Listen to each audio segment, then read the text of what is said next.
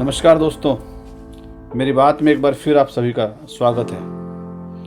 आज हम इस कोरोना काल में फिर एक बार मिल रहे हैं और आज बात करेंगे हम देश में हो रही कालाबाजारियों के ऊपर। दोस्तों, बड़ा दुर्भाग्य है, हिंदुस्तान आज इस महामारी से जूझ रहा है।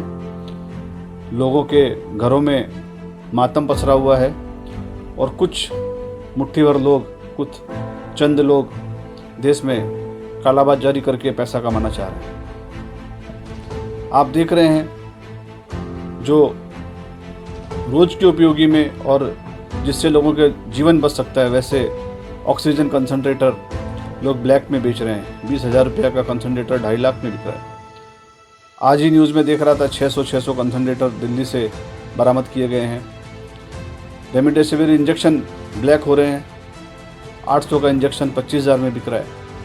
देश का दुर्भाग्य है कि अपने देश में ऐसे कुछ जयचंद भी रहते हैं जिनके लिए मानवता कुछ भी नहीं है। उन्होंने अपने ईमान को ताक पे रख दिया है और इस तरह के काम कर रहे हैं। बड़ा दुख होता है ऐसी मानसिकता वाले लोगों को देख करके। मेरा सरकारों से निवेदन है, ऐसे कालाबाजारी करने वाले लोगों को सजाए मौत ही मिलनी चाहिए। उनको आजीवन कारावास मिलना चाहिए। उन पे देशद्रोह का मुकदमा चलना चाहिए। छोटी छोटी चीज़ों की कालाबाजारी हो रही है।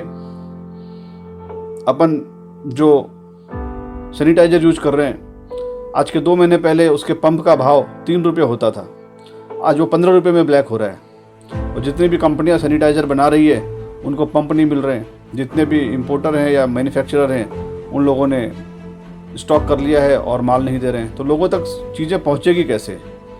ये समय मानवता को मदद करने का है, न कि पैसे कमाने का। वो क्या पता क्या सोच रहे हैं कि इस समय में पैसे कमा के वो क्या कर लेंगे। बड़ा दुर्भाग्य है देश का कि ऐसे लोग हमारे देश में रहते हैं और ऐसे लोग हमारे देश में व्यापार करते हैं और उनको हम व्यापारी बोलते हैं। वो कालाबाजारी करने वाले लोग व्यापारी नहीं हो सकते। वो सब के सब देशद्रोह हैं। इस पर कड़ी आवाज़ उठानी चाहिए और देश की सरकारों को इसके ऊपर बहुत तेज़ी से कार्रवाई करनी चाहिए। ये एक नई परिपाटी को जन्म देने का काम कर रहा है कि मौका परस्त बन जाओ, जब मौका मिले इस तरह की हरकतें करो और मानवता के साथ में खेल करो। आज हर घर में, परिवार में डर का माहौल है। बीमार हो जाएंगे, इलाज होगा कि नहीं, दवाइयाँ मिलेगी कि नहीं, इंजेक्शन मिलेगा कि नहीं, ऑक्सीजन मिलेगा कि नहीं। इस माहौल में भी ऐसे लोग इसका फ़ायदा उठा रहे हैं। इसके ऊपर सख्त कार्रवाई होनी बहुत ज़रूरी है। दूसरी बात दोस्तों, देश का विपक्ष ऐसे माहौल में भी राजनीति कर रहा है। ऑक्सीजन के ऊपर राजनीति कर रहा है। राज्य की सरकारें टीवी चैनलों पे दिन भर यही सुनने को मिल रहा है। मैं उन विपक्ष की सरकारों से पूछना चाहता हूँ, अगर 70 साल 75 साल में देश ने अगर तरक्की की है तो आज मोदी जी को ऑक्सीजन के प्लांट क्यों लगाने पड़ रहे हैं? आज देश में 4,000 लोग मर रहे हैं तो हम मोदी जी को गालियां दे रहे हैं, पर जब 3 लाख लोग ठीक होकर घर पे आ रहे हैं तो मोदी जी को शाबाशी भी दीजिए। मैं आपकी बात का समर्थन करता हूं, आप निंदा करिए, पर जो अच्छी चीज़ है उसकी बड़ाई भी करिए।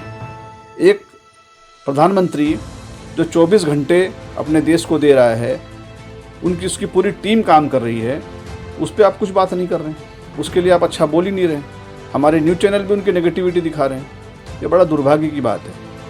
आज समाचारों में आ रहा था, उत्तर प्रदेश के एक हॉस्पिटल में कुछ 450 ऑक्सीजन के मशीनें पड़ी हैं जो 4-5 महीने से यूज नहीं हुई है। तो मैं पूछना चाहता हूँ, इसमें मोदी जी और सरकार क्या करेगी? जो अफसर, जो लोग, ऑफिसर लोग सरकारों में बैठे हैं, उनको अपनी जिम्मेदारी निभानी नहीं चाहिए क्या? उनको काम नहीं करना चाहिए क्या? वो क्यों नहीं कर रहे हैं? हर आदमी एक आदमी से सवाल पूछ रहा है पर खुद कहीं भी आंसरेबल नहीं है। जो कालाबाजारी कर रहे हैं वो मोदी जी थोड़ी करवा रहे हैं, आप और हमारे जैसे लोग कर रहे हैं, जिनको नहीं करना चाहिए। इस पर तुरंत अंकुश लगना चाहिए। देश में जो राजनीतिक माहौल ख़राब हो रहा है, उनको मैच्योरिटी से काम करना चाहिए। उनको सोचना चाहिए कि वो क्या कर रहे हैं। आज ट्विटर हैंडल पे देखिए क्या हो रहा है। कंगना रनौत को बैन कर दिया, नितिन शुक्ला जी को बैन कर दिया। क्यों? कोई अपनी आवाज़ नहीं उठा सकता है। फिर हम अभिव्यक्ति की आज़ादी की बात करते हैं। पर इस समय कहाँ गई वो आज़ादी? क्यों छीन रहे हैं वो आज़ादी? हमारा देश ट्विटर चलाएगा, ट्विटर फैसला लेगा। बहिष्कार करना चाहिए ऐसे ट्विटर का।